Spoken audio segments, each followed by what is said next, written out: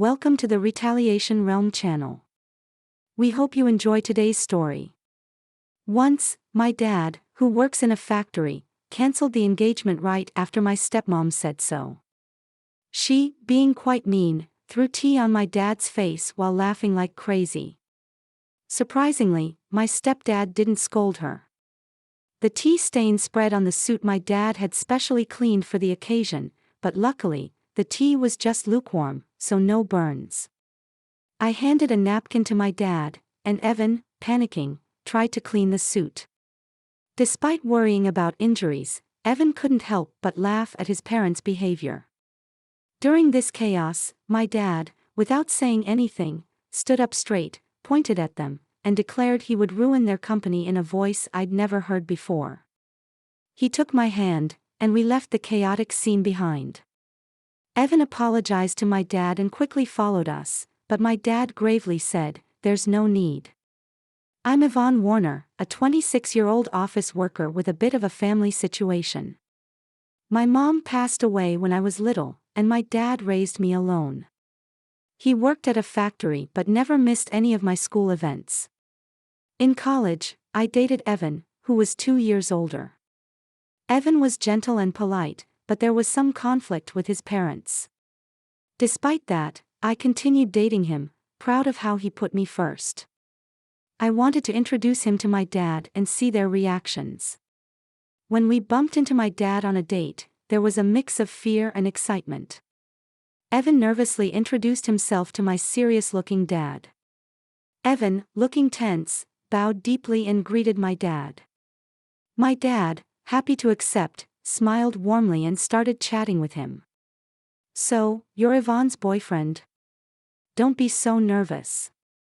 Take good care of her, okay?" my dad reassured Evan. "Yes, I'll do my best." "Thank you," Evan replied. As they kept talking, Evan relaxed, and they got along well. I was relieved to see the two important men in my life getting along. I had been worried about what if my dad didn't like Evan. We couldn't spend much time as my dad had work, so we parted ways after saying goodbye to Dad. Turning back to Evan, who looked dazed, I asked if there were any problems. Suddenly, he got excited, asking, "That was your dad, right?" Puzzled by his odd question, I answered without hesitation, "Yes, that's my dad." "Why?" Right. That's what I thought," Evan said, crossing his arms and deep in thought. I grew curious and asked him what he was pondering. His vague response left me unsettled, and he evaded any further questions. Even though he said he liked my dad, I started to worry, what if he didn't? It made me anxious. A few days later, Evan called me for an important talk. Nervous about our last meeting with my dad, I went to the meeting place, a cafe. Evan was already there, and I could see his gloomy face through the glass. My anxiety deepened, but I decided to act cheerful anyway as I entered and informed him of our meeting. I approached him slowly. Evan, deeply sighing, was startled when I tapped him on the shoulder. "Well, you scared me, Neon," Evan said, holding his chest with wide eyes and taking a deep breath when he saw me. I was surprised by how startled Evan was. He seemed deeply troubled. Sitting across from a still gloomy Evan, I ordered from the waiter. My anxiety grew as Evan's face remained downcast. I wanted him to pour out everything on his mind, so I spoke up. "Hey, Evan, what's bothering you so much?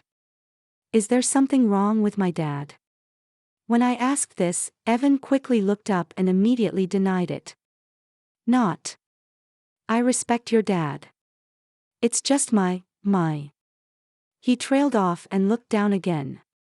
I sighed. It seemed like I had to pry it out of him. I asked directly, "If you're worried about something, I want to know what's on your mind." Evan took a deep breath as if making up his mind and started to talk. "There's something I want to tell you about my parents. It's a bit of a long story, but I need you to hear it all." The story Evan told was quite shocking. According to him, his parents lacked class and only judged people by their educational background and jobs. They had been horrible to him, constantly interfering in his life. When he introduced a girlfriend, they would criticize her on the spot and send her away. The girls would end up breaking up with him in tears. That's why Evan wanted to marry me but was worried because of his parents. I told him, there's no need to worry. We don't have to involve your parents in our marriage. Just bear with them during the wedding formalities. My dad seemed to like you, so what's the problem? I don't mind about that, it's okay. My dad liked you, so don't worry. That makes me happy. When I first met your dad, I was surprised at how different he is from my parents. I thought that if I married Yvonne, I'd become the son of such a great man. But getting married means my parents become your parents too, and I couldn't decide. Evan brightened up when I said my dad liked him but soon sighed deeply. However, Evan seemed to have an idea and looked up, apologizing. When we go to meet my parents for our marriage, can we have your dad come too? I want them to see there are such respectable people around. It might not change them right away, but I hope it does. Okay, I'll talk to my dad about it. But I wish you had talked to me about this in a different way, I said. Oh, sorry. I'll do it properly from now on, Evan suddenly realized, hurriedly and properly proposing marriage to me. After receiving Evan's proposal, I quickly decided to talk to my father about it.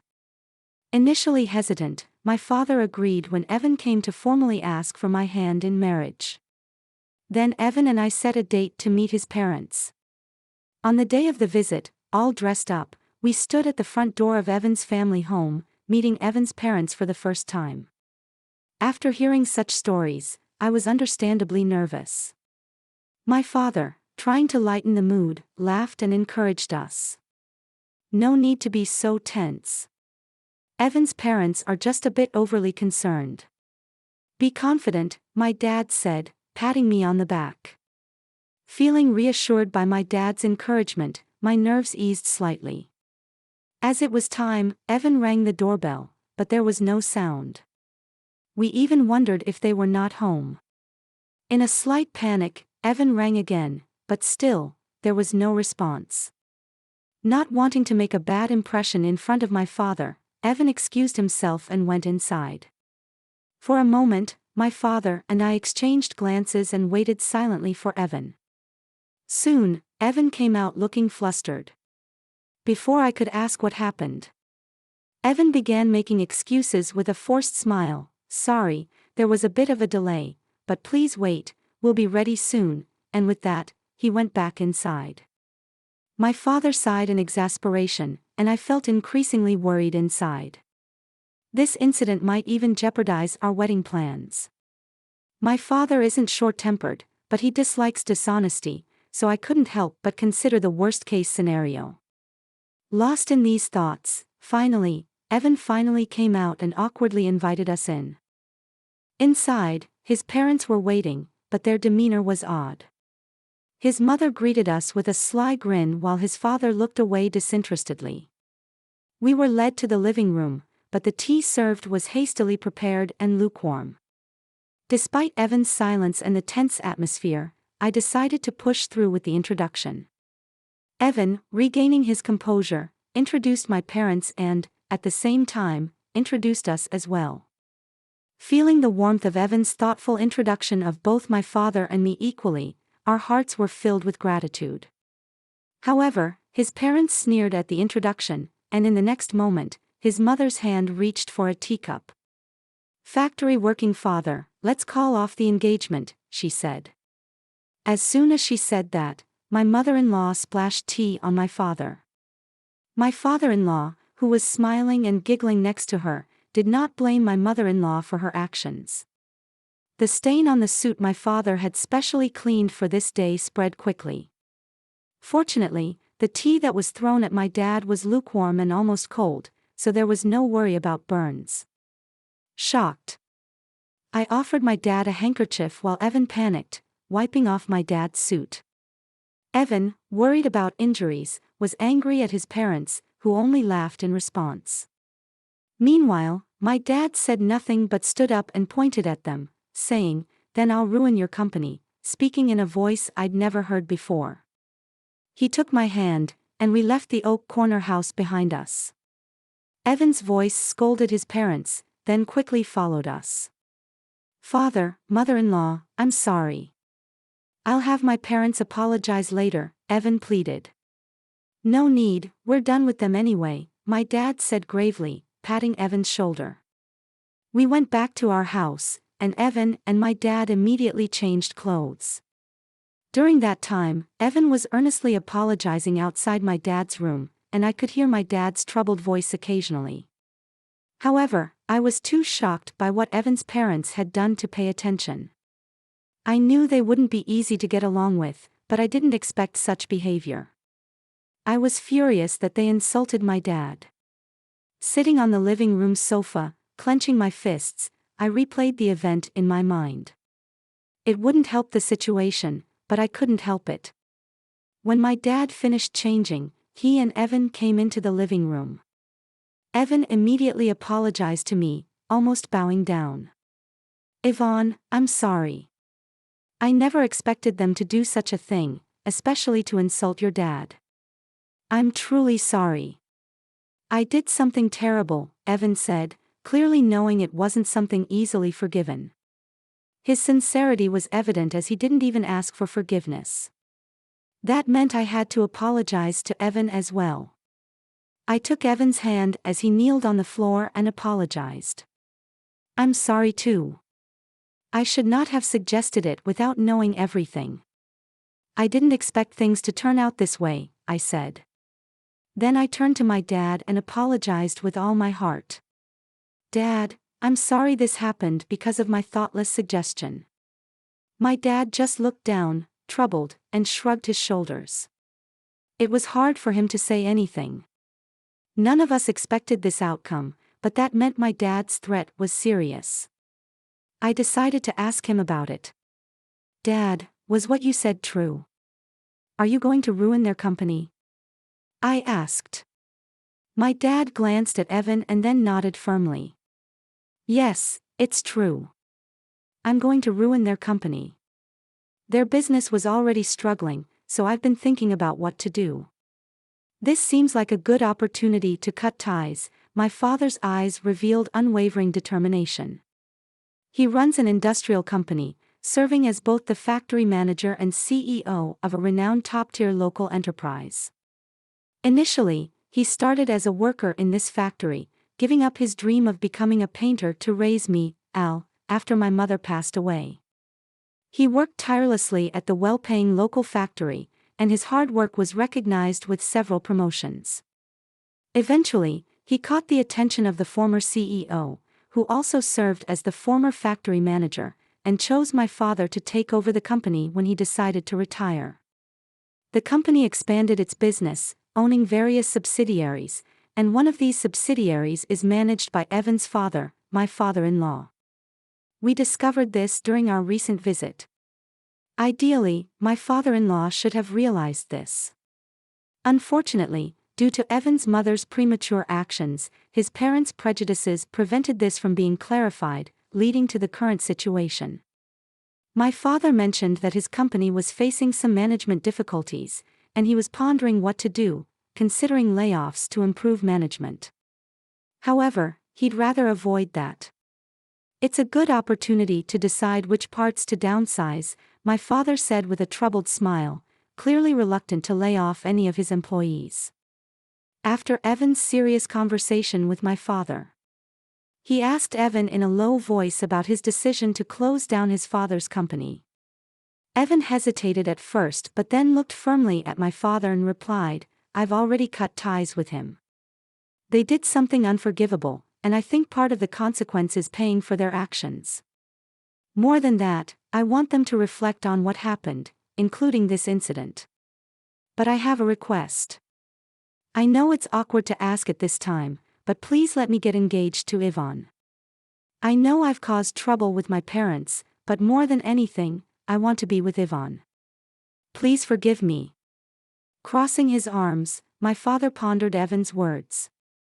It might seem inappropriate right after such an incident, however, moved by Evan's earnestness, I also pleaded with my father, "Please, Dad. I know things turned out this way, but I want to be with Evan." After hearing our request, my father hummed for a while and then shook his head as if in resignation. "If you both feel the same way, it's fine. But there's a condition. Your parents are company executives.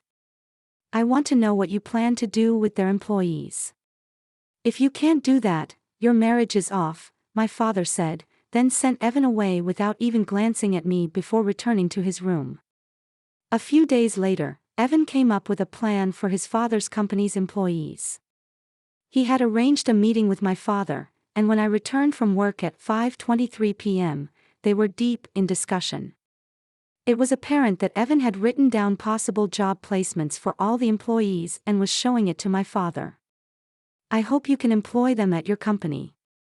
I want to support their transition and contribute to the business's vitality," Evan said, bowing to my father. "I also want to work at your company. I'll work for free until they're settled and producing results. I want to compensate for any shortcomings in my work and salary. Once that's settled, I'd like to re-engage Yvonne," Evan said, showing his earnestness. He seemed to think that he was partly responsible for his company's collapse and wanted to work hard to be the lubricant in this situation.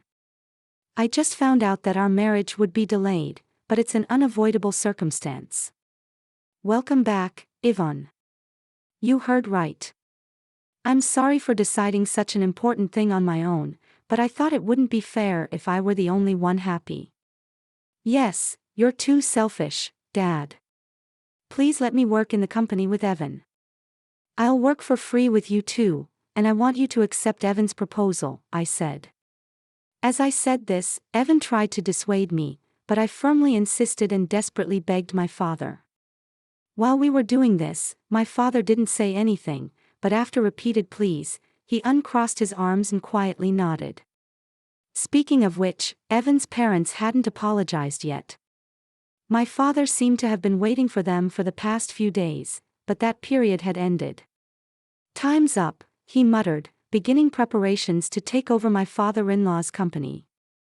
Time passed, and finally, the day came when the company collapsed.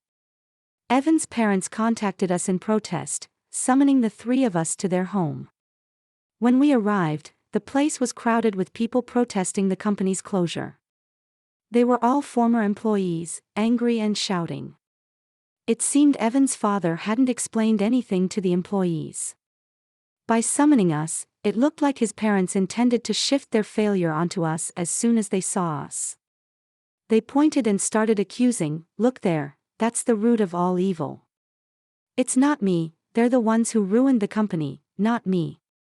Yes, especially that woman, she seduced our son and ingratiated herself with her father.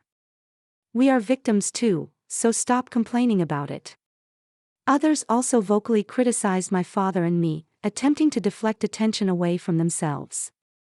Despite the parents' unrestrained accusations, Evan, visibly upset, tried to calm the former employees. "Please wait, everyone. Yes, my father's company collapsed, but it's because of those two also.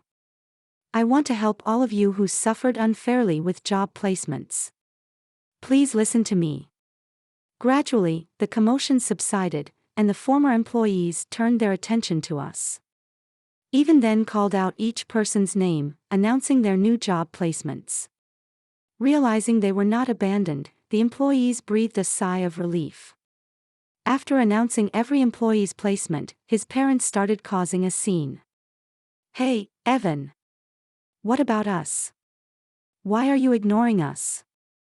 Yes, Evan, didn't we tell you we're victims too? Tell us about our job placements. If you do, we might even forgive that man and allow your marriage to that woman," they exclaimed. Ignoring his parents' outbursts, Evan began explaining how the company went bankrupt, revealing everything despite it being an embarrassing story caused by his parents. Evan apologized for the inconvenience caused to all of them and assured them that, thanks to a kind-hearted CEO, their jobs were secure. "Please calm your anger and let's start working again from scratch," Evan addressed the employees. Turning to my father and deeply bowing, Evan said, I apologize for the inconvenience caused. Thank you for listening to my selfish request. I will work with all my heart and soul." The former employees, seeing Evan's sincerity, also bowed to my father. However, Evan's parents were the only ones to object. "Don't be fooled. That man ruined the company, and that woman egged him on. Wake up to reality. You're struggling for jobs because the company was destroyed, right? Just because you're getting help doesn't mean you should lose sight of the truth."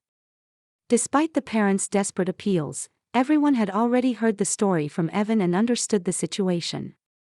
Thank you for being with us and listening until the end. If you found it interesting, please subscribe, give us a like, and leave your comments. We'll see you on the Retaliation Realm channel.